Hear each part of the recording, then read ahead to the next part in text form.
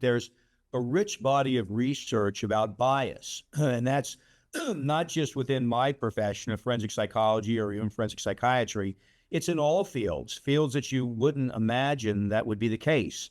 Fingerprint experts, ballistics, accident recreation, all of those kinds of things, polygraph tests, blood spatter, all of those areas and more have been found by the Innocence Project to have bias in them in regards to opinions they gave. And it's exactly what you said. We do know that there's some things that can influence even really smart, well-meaning experts can be influenced by people who hire them.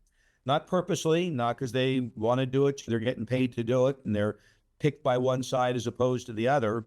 But those things can influence an expert's opinion. So when you're giving an opinion, you want to try to make sure it's as bias-free as possible. And there's a number of steps that you can do that. But all of us, myself included, are subject to that. We're subject to the influences and power of someone telling you what a wonderful doctor you are. And we picked you over all these other doctors. And we're paying you really good money to come in here and give opinions on our case. And, this poor tragic boy or this terrible, awful person, whichever side you're hired from, whatever narrative you get, can be influential in terms of how you interpret very close calls in the data. So when you make that leap from the data to your opinion, the very close calls, more often than not, tend to go to the side that hired the expert as opposed to the opposing opinion. Makes absolute sense. Yeah. So moving on to another topic that I think is more shocking and kind of hard for people to wrap their head around, and scary for people, is we'll talk about the sex offenders. Okay.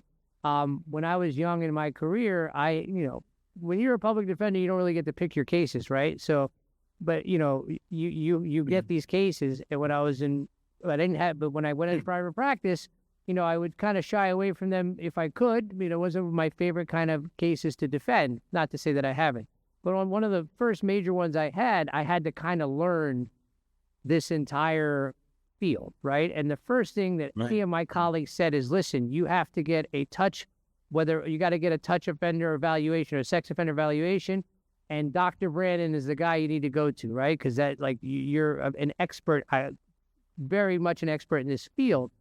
And what was scary to me is that this is such a known body of or group of people, or historically, that the government has literally a way of handling and evaluating him. To me, that was like striking, like,